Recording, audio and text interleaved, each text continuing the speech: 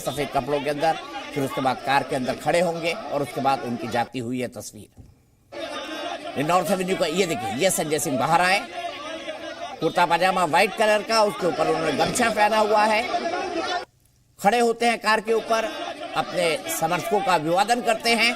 कुछ लोग कार के आगे लेट जाते हैं, रोकने की भी कोशिश करते हैं, लेकिन दिल्ली पुलिस उनके हटा देती है, क्योंकि दिल्ली पुलिस वहां पर काफी संख्या में मौजूद थी और उनको लेकर जाया जा रहा है ऐसी खबर दे दी गई थी। आम आदमी पार्टी के कार्यकर्ता हैं तो बैरिकेड्स लगा दिए गए थे और हर राजनीतिक गिरफ्तारी में इस तरह का ड्रामा तो होता ही है। और उसके बाद संजय सिंह गाड़ी के अंदर जब उन्होंने देखा कि कैमरा उनकी तस्वीर ले रहा है तो मुस्कुराए, हाथ हिलाया एक राजनेता की तरह, और उसके बाद ये गाड़ी जो है आगे निकल गई है। एक बार फिर से हम आपको समझाते हैं कि ये पूरा मामला है क्या। पूरा मामला है शराब घोटाले का।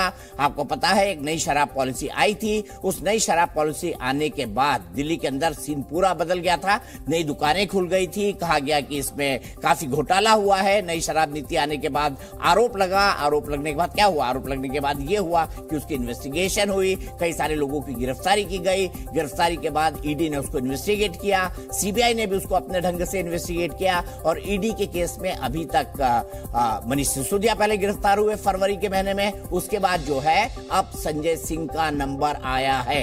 हालांकि भारतीय जनता पार्टी आरोप लगातार लगाती रही है कि इस मामले में अब नंबर जो है वो आम आदमी पार्टी के सुप्रीमो यानी अरविंद केजरीवाल का भी आएगा, ये कहना है भारतीय जनता पार्टी दिल्ली के नेताओं का। लेकिन आप जानते हैं जब से इंडिया गठबंधन बना है कांग्रेस इस तरह के आरोप अब शराब नीति को लेकर नहीं लगा रही है। आज अरविंदर सिंह लवली ने सिर्फ इतना ही कहा था कि भाई सिर्फ इस बात पर कि वो जांच में सहयोग नहीं कर रहे हैं, अरेस्ट नहीं बनती, ऐसा सुप्रीम कोर्ट कह चुका है। सीधे चलते हैं राजू के पास। राजू, क्या हो रहा है इस वक्त ईडी दफ्तर?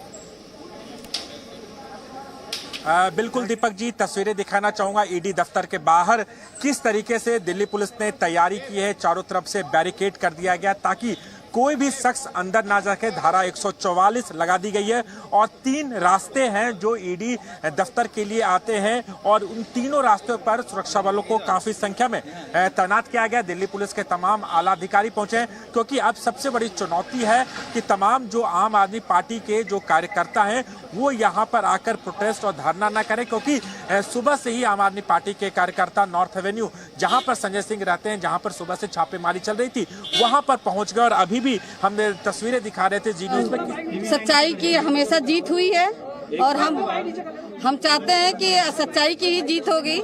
तो वो सत्य के लिए लड़े हैं तो सत्य की जीत है, उनके साथ हम। कुछ सीज भी किया है क्या? कुछ दस्तावेज मिले क्या? कुछ लेकर कोई दस्तावेज नहीं किया है। उन्होंने बदतमीजी से बात करी है, बदतमीजी से किया है, सारे घर को उथल पुथल कर रखा है और जो है कि उन्होंने सीज कुछ नहीं, मतलब कुछ उनको मिला ही नहीं सीज करने के लिए। फोन वगैरह सीज भी किया, गिरफ्तारी का आधार बताया होगा आप लोगों को?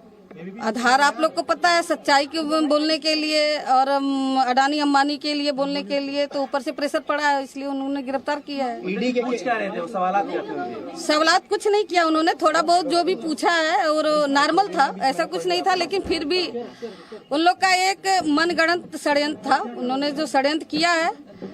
तो हम चाहते हैं कि हमारे पति बहादुर हैं, वो सच्चाई के लिए लड़ रहे हैं और वो ऐसे ही लड़ते रहेंगे। हम उनके साथ हैं, हमारा परिवार उनके साथ है और देखते हैं आगे क्या होता है। किस तरीके से लीगल लड़ाई रहेगी, क्योंकि कोई में से कोई पूछताछ जो भी पूछताछ हुई है और उन्होंने थोड़ी सी बदतमीजी करी, घर को उधर पता कोर्ट ने कहा कि सिसोदिया के आर्किटेक्ट थे और विजय ने ईडी दफ्तर में। सीधे चलते हैं राजू के पास। राजू, अपडेट।